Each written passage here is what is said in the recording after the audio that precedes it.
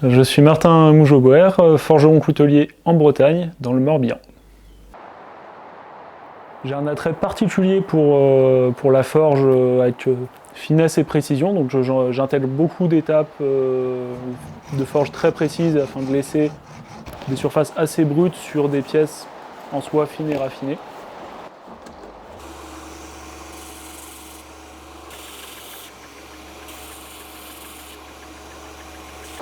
Je vais utiliser deux techniques différentes pour combler un petit peu la partie poreuse du cerf. Pour ce qui sera de l'avant, avec l'ajuste de la lame, on va mettre un clou de forêt et on va coller un bouchon en ébène qui fera la friction de la lame. Et sur l'arrière, je vais évider au Dremel et couler de l'étain.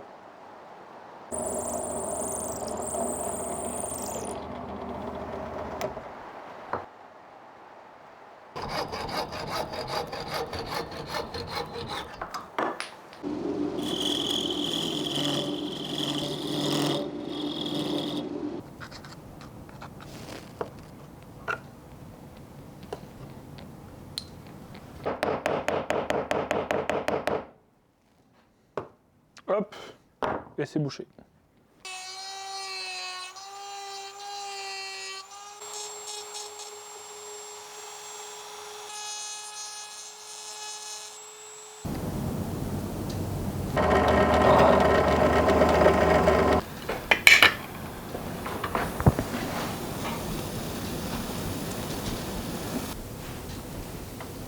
On va pouvoir voir ce que ça donne.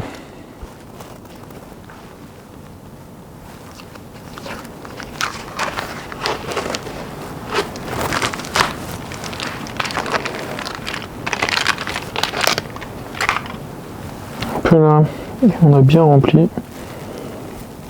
Ça a l'air pas mal. Hop.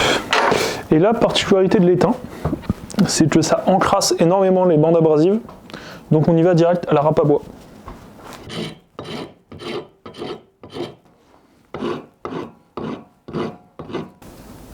Et voilà le résultat avant polissage.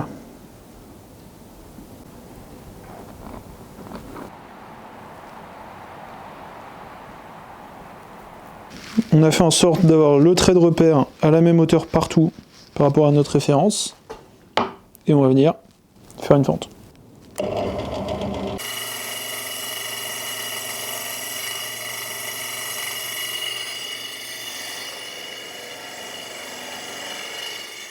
À partir d'un vieux fer, donc là en l'occurrence un ancien clou de charpente, et d'un acier moderne, C130, bien connu de la coutellerie.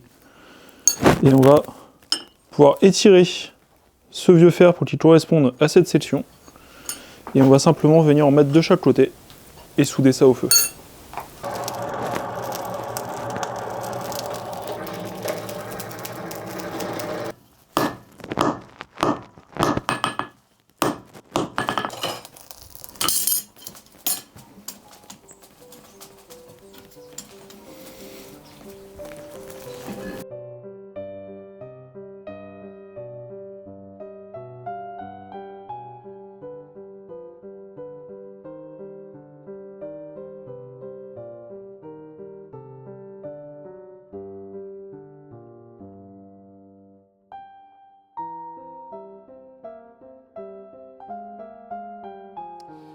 Donc là j'ai meulé les surfaces sur les tranches pour vérifier que la soudure soit bien propre. Et comme on peut le voir, il n'y a aucun jour entre la partie acier et vieux fer. Donc on va pouvoir étirer.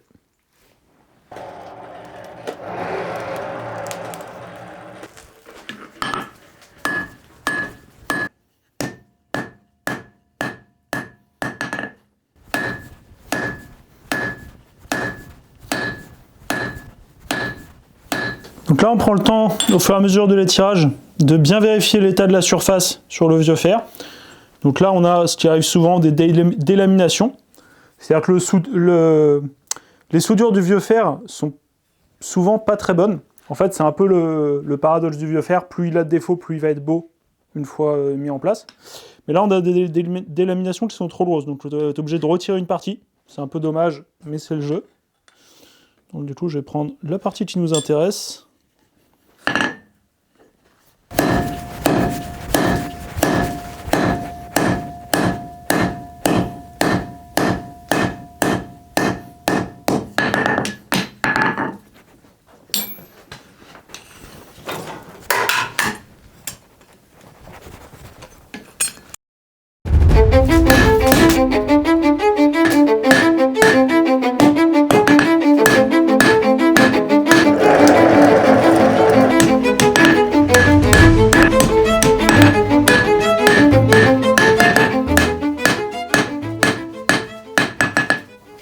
Donc là, on vient de finir de forger la lame.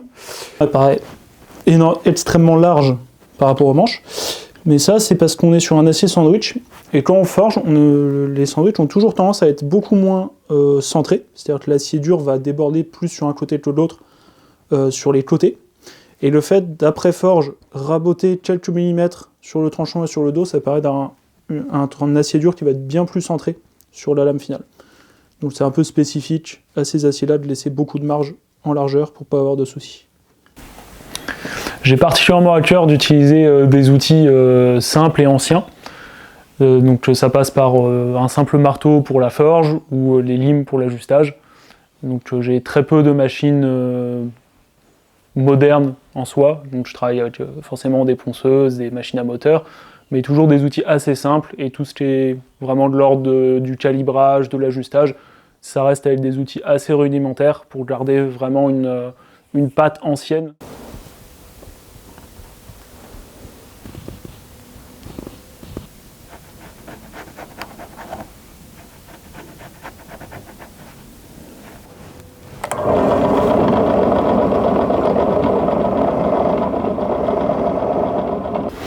Donc là on a terminé de percer le trou de l'alce et de la palanquille. L'ajustage en position ouverte est fait.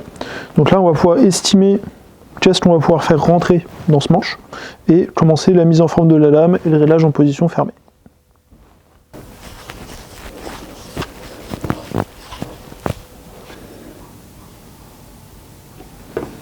Là je vais commencer à la ponceuse par mettre le dos de lame à hauteur du ressort. Et ensuite, je vais retirer le ressort pour pouvoir actionner la lame en position fermée et raboter la longueur définitive qui rentrera dans le manche et commencer à donner la forme qui m'intéresse.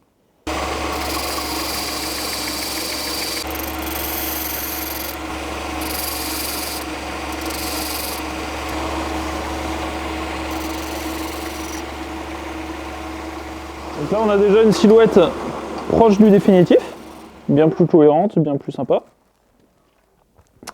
Et là on sait que la lame qu'on a façonnée, elle peut rentrer dans le manche, elle est ajustée en position ouverte, donc on va pouvoir faire les traitements thermiques du ressort et de la lame.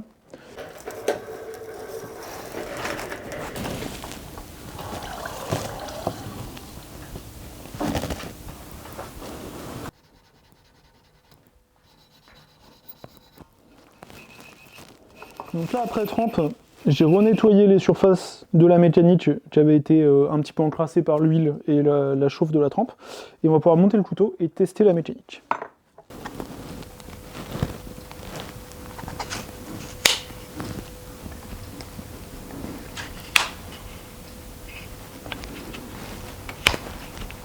On a un endroit qui gratte un petit peu, la position fermée. Peut-être redresser légèrement la lame. On est pas mal. Ah, c'est mieux.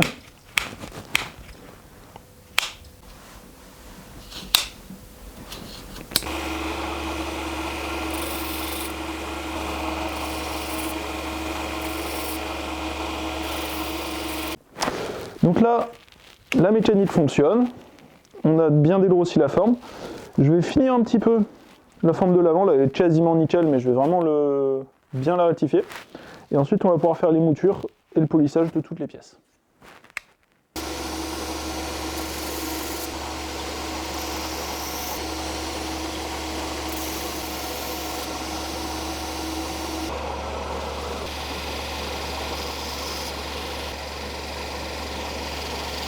Hop.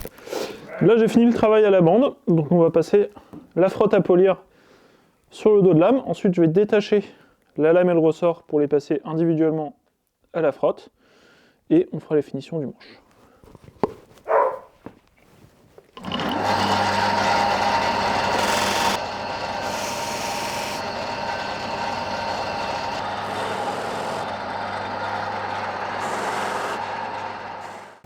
Donc là on va pouvoir faire les finitions du manche, on va passer un grain plus fin au bas de stand.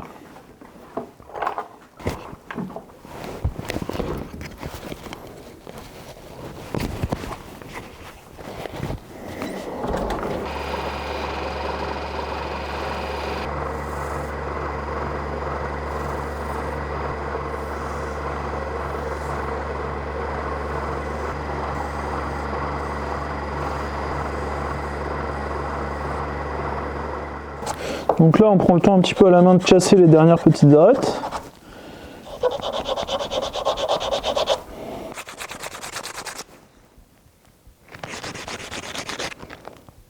L'étain, ça se polit très bien, mais je trouve personnellement que quand c'est lisse, ça rend pas un poli très intéressant. Du coup, je vais le texturer gentiment, en tapotant dessus comme ça.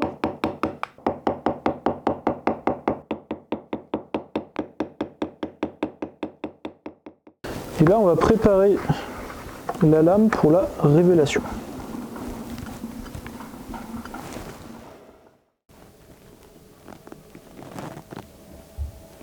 Il me plaît bien ce que je vais faire. Là, on a fini la révélation. J'ai mis une petite couche de graisse après avoir bien rincé la lame. Et on peut voir que le vieux fer est très sympa. On n'a pas beaucoup de fibrage, mais on a des sortes de paillettes, vraiment des grains d'acier assez énormes. C'est très sympa.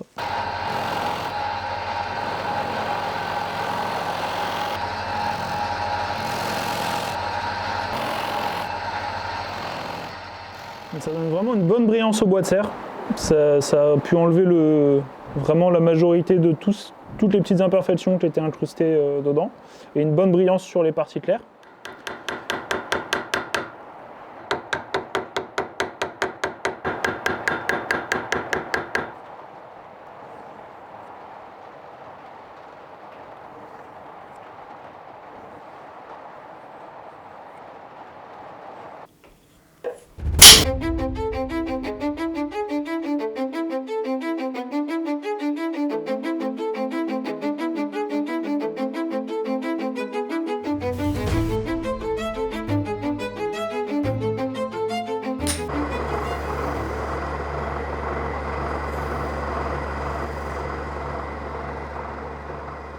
Il est beau ce couteau, je suis content.